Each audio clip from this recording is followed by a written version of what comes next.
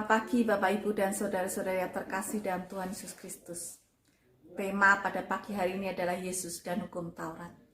Bacaan terambil dari Matius pasal 5 ayat 17 sampai dengan 20. Demikian. Janganlah kamu menyangka bahwa aku datang untuk meniadakan hukum Taurat atau kitab para nabi. Aku datang bukan untuk meniadakannya, melainkan untuk menggenapinya. Karena aku berkata kepadamu, sesungguhnya selama belum lenyap langit dan bumi ini, satu iota atau satu titik pun tidak akan ditiadakan dari hukum Taurat sebelum semuanya terjadi. Karena itu siapa yang meniadakan salah satu perintah hukum Taurat sekalipun yang paling kecil dan mengajarkannya demikian kepada orang lain, ia akan menduduki tempat yang paling rendah dalam kerajaan surga. Tetapi siapa yang melakukan dan mengajarkannya segala perintah-perintah hukum Taurat, ia akan menduduki tempat yang tinggi di dalam kerajaan surga. Maka aku berkata kepadamu, jika hidup keagamaanmu tidak lebih benar daripada hidup keagamaan ahli-ahli Taurat dan orang-orang Farisi, sesungguhnya kamu tidak akan masuk ke dalam kerajaan surga. Demikianlah firman Tuhan. Konteks ketika firman Tuhan itu diberitakan, Tuhan tahu akan isi pikiran, isi hati orang-orang yang mendengarkan pengajaran Tuhan Yesus. Mereka sangat gembira, mereka sangat berantusias. Wah, ajaran ini sangat berbeda dengan apa yang mereka dengar saat itu. Dan mereka berkata, oh kalau gitu saya tidak perlu melakukan ajaran hukum Taurat. Saya hanya melakukan seperti ini saja. Sekali lagi Tuhan mengatakan bahwa Tuhan datang untuk menggenapi hukum Taurat. Kelahiran karya penyelamatannya adalah terkait dengan kisah-kisah nubuat para nabi. Konteks pada masa itu, murid-murid Tuhan Yesus ketika makan tidak cuci tangan. Bukan karena alasan kesehatan.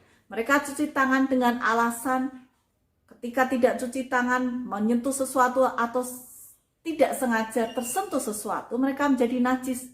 Najis masuk ke dalam mulut, mereka menjadi najis. Dan itulah menjadi konsep pikiran mereka.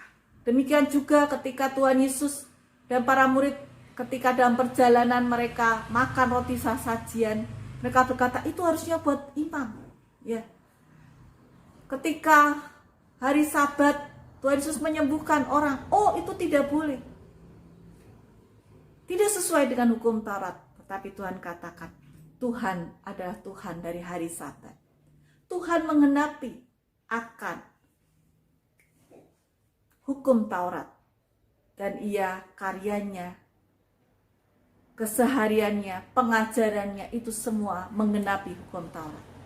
Di dalam kisah yang minggu lalu, Lukas 10 ayat 25 sampai dengan 37, kisah orang Samaria yang baik hati. Percakapan seorang ahli Taurat kepada Tuhan Yesus. Apa yang harus aku perbuat untuk memperoleh hidup yang kekal? Dan Tuhan Yesus katakan, apa yang tertulis dalam hukum Taurat? Ya. Tuhan tidak mengajarkan yang baru. Apa yang tertulis dalam hukum Taurat? Dan ahli Taurat itu kemudian mengatakan, hafal luar kepala, kasihlah Tuhan Allahmu dengan segenap kekuatanmu, dengan segenap akal budimu. Kasihlah sesamamu manusia seperti dirimu sendiri. Ia ungkapkan itu dengan lancar. Tuhan katakan, pergilah dan lakukanlah itu. Orang ahli Taurat ini ingin membenarkan dirinya, lalu dia bertanya, siapakah sesamaku? Lalu Tuhan mengisahkan kisah ada seorang karena dirampok penyamun terluka parah. Imam lewat melihat, wah nanti kalau saya tolong saya jadi najis, nggak mau. Ini juga demikian, wah ada orang terluka, kalau saya tolong nanti saya jadi najis, tidak mau. Tapi ada seorang Samaria yang justru bagi mereka orang yang najis, orang itulah yang menolong. Dan kemudian pertanyaan Tuhan Yesus adalah, kalau menurut kamu, siapakah di antara ketiga orang ini sesama manusia dari orang yang jatuh ke tangan penyamun itu? Jawab ahli Taurat itu, orang yang telah menunjukkan belas kasihan kepadanya. Dan Tuhan berkata, pergilah dan perbuatlah demikian. Oleh karena itu, Amsal 16 ayat 2 mengatakan demikian. Segala jalan orang adalah bersih menurut pandangannya sendiri, tetapi Tuhanlah yang menguji hati. Ada 3 hal yang kita dapatkan. Yang pertama, mari kita berefleksi pada diri kita sendiri. Bahwa sebetulnya manusia itu sangat ahli dalam membenarkan diri sendiri dan selalu bisa menemukan alasan. Orang ahli Taurat itu demikian, kita juga sama. Oleh karena itu, mari kita berubah tidak seperti ahli Taurat itu. Yang kedua, hidup kita tidak semata-mata berdasarkan hukum Taurat, tetapi Tuhan mengenapinya yaitu dengan hukum kasih. Hari Minggu harus ke gereja apapun yang terjadi. Ketika anggota rumah kita, anggota keluarga kita ada yang sakit, kita merawat, dan kalau kita tidak bisa ke gereja, ya tidak apa-apa.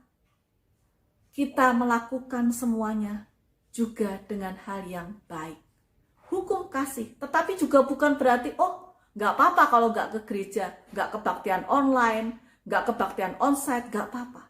Tidak demikian juga. Kita melakukan, hormatilah Tuhan Allah, dan juga kita menghormati hari Sabat. Dan yang ketiga, Tuhan menguji hati. Bahwa manusia tidak bisa melihat hati kita, tapi Tuhan tahu akan motivasi kita. Tuhan menghargai ketika kita punya motivasi yang baik. Oleh karena itu kita tidak boleh mempertentangkan Yesus dan hukum Taurat. Yesus mengenapi hukum Taurat. Tuhan memberkati kita. Amin.